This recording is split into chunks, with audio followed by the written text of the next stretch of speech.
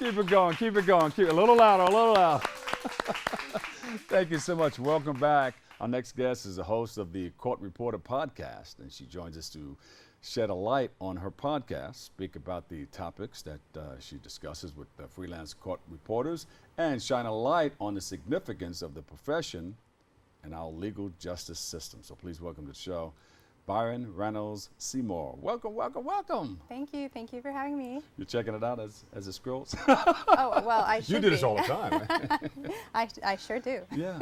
So how important or exciting is this to be able to sit in there and just check out everybody's piece as they come to court?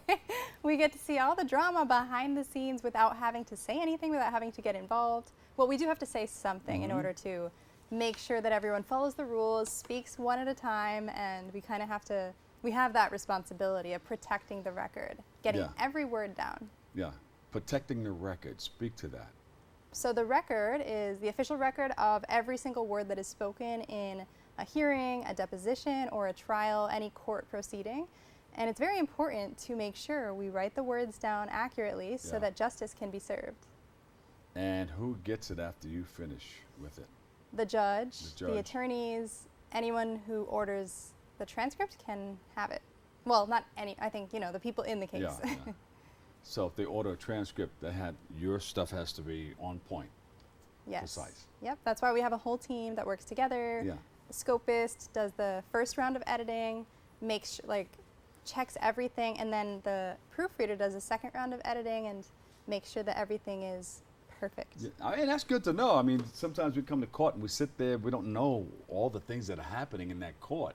Yeah. We just see somebody on the stand, maybe nervous or whatever, and then we don't know the work that you're doing. And that's important work, because some people have to look at that and say, all right, this is it. We have to make decisions based upon what you've written. Yeah, they do rely heavily on the transcript. Yeah. So how did you start the podcast? So I started the podcast because there's a lot that we don't really learn in school. It's one of those careers that you just get thrown into the field, and I mean, of course there's rigorous training, but it's focused on the skill of the technical side of writing on the machine and learning the softwares and those types of things. But when it comes to actually being in the courtroom and interacting with the people and the judges and the attorneys and everyone, and kind of having the confidence to be able to control the room, that's not something that we're taught in school. So I felt there was a need for more conversation about it, and just wanted to be the support that I couldn't find. Yeah. And so as a court reporter, the media also gets to look into what you have written? Not always. Not always. It's confidential Just and inside. protected, It's an inside job. I mean, some cases are public, and they're required to release the transcript, like in the Donald Trump case. They had to release the transcript to the public. I believe there was a whole issue around that. But were you there when that was going on? I was not physically in that courthouse. But you knew what was going on from your experience. Because we're all in the same New York State Unified Court System, so we knew what was going on, and there was a lot of discussion around that. What are some of the other topics that you cover while you're doing your job? So, you mean on the podcast? On the podcast. So we talk about life balance a lot, and also about the entrepreneurial journey. Yes. Because we never expected to be running a business, but because there are so many different components to the process of getting that transcript from rough draft to final delivery, it's required for us to delegate and learn how to run a business, though I myself never really wanted to get into that, but if you want life balance and if you want time to be with your family and to do things that you want to do, it's kind of important to learn how to delegate and run a business effectively, create systems and processes, because it's a lot of work and there's a shortage of court reporters. Yeah, we put something on the screen. Check this out and explain this. Put this back up. The Court Reporter podcast. Yes. Live. The court. Live, grow, thrive. Yep. Yeah. So I was certified as a life coach through the Life Coach School. So a lot of the tools that I teach on the podcast are life coaching tools where you basically can accomplish, I can help anyone accomplish any goal they want. Yeah. Yeah. So anything that you want to be, you can help them to accomplish that. Yeah, because really it comes down to mindset and beliefs about oneself. And the brain tends to, like our brains naturally tend to go to the negative and criticism of ourselves. Oh, tell me about it. We're very critical of ourselves, and we always hone in on like the mistakes and the negative things. So I like to, through the coaching, I like to emphasize the importance of training our brains to not do that anymore. Yeah. And it's really powerful. And it happens to so many people. That means you're normal. I mean, with all the things that are happening in and around you and the world and in your community, you know, you're liable to fall off and say, hey, you know, oh, I don't know if I can do this. I'm doubtful about myself and the things around me.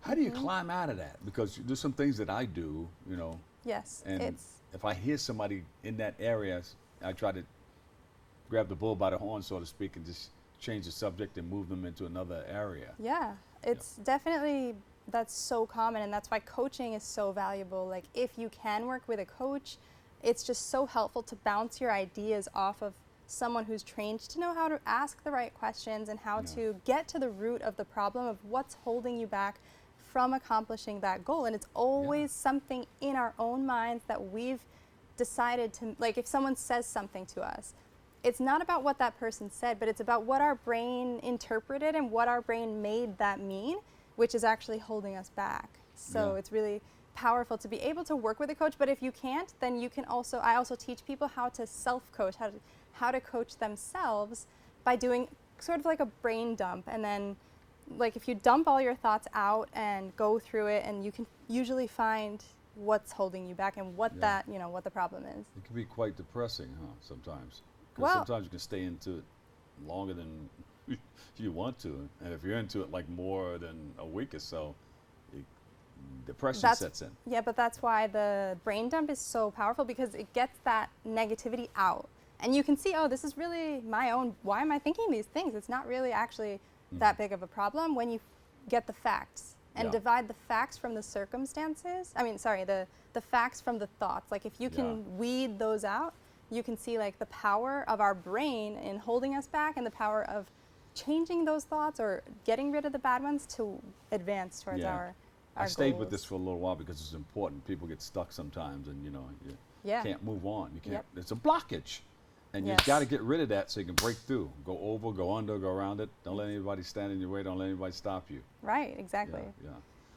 So I understand that you're a fashionista also. How do you mix the two, court reporting and being involved in fashion? I started a fashion blog based on the advice or the suggestion of one of the attorneys that I work with. They always comment on my fashion because they say that I'm one of the best dressed court reporters they've ever seen. This is not really what I usually wear in court, but I wore this because I wanted to share that this blazer is an upcycled blazer. So, which means it's a sustainable way of, you know, you take an old blazer, this was a men's blazer, and it was upcycled and turned into a fashionable, like, trench coat type of blazer. So I got it from Arbany Nola. She's a famous fashion designer. She was Miss USA a few years ago, and she sells these online. So I bought 3 of them. Actually, I bought 2. She gave me 1 for free. But yeah, so it's upcycled. By upcycling, we can reduce the carbon footprint that the fashion industry has and get more use out of old things instead of just letting them end up in a landfill. I have a whole closet full of blazers and suits and things. You think she can use it? You should send them to Arbany Nola. I mean, I love to upcycle myself, so I would love to learn how to make something like this, but I don't have the sewing skills. So I personally do a lot of upcycling that doesn't require sewing. Such as turning a t-shirt into a tote bag, like an old t-shirt. You can do that without sewing. And you can also turn, you know, t-shirts into so many different things. So what can you do? Steve Harvey gave me a bunch of his suits, but the I got the up-to-date suits. I got the baggy zoot suits. I got the regular suits, and I got the skinny leg suits. Wow. But I got the big suits that you can put 2 legs inside of one side. Oh yeah, that's my favorite type of pants. I love a wide leg. What can you do with that? I mean, so much material. Well, I mean, I love wide leg pants, so maybe that could be turned into wide leg pants for females or for anyone. I mean, it could be, I'm sure, you can do the MC Hammer dance in those suits. Yeah, the fabric can be, there's so much we can do with fabric, so it really shouldn't be going to the landfills as much as it is. Yeah, beautiful. What's next for you? what's next for me is I'm really into partnering with other companies, organizations, and brands that are doing things that are really in line with my vision and impactful for the legal industry as well as for sustainability, promoting those things and using the podcast as a platform to get important things out there. Beautiful. Looks like you're doing a lot, and I think you're going to be very, very successful. You probably are already with a lot of the things that you're doing. Thank you. Yeah, it's a. Yeah, good luck with everything. What do you want to, all of these things are working together. What do you want to stand out ahead of everything else?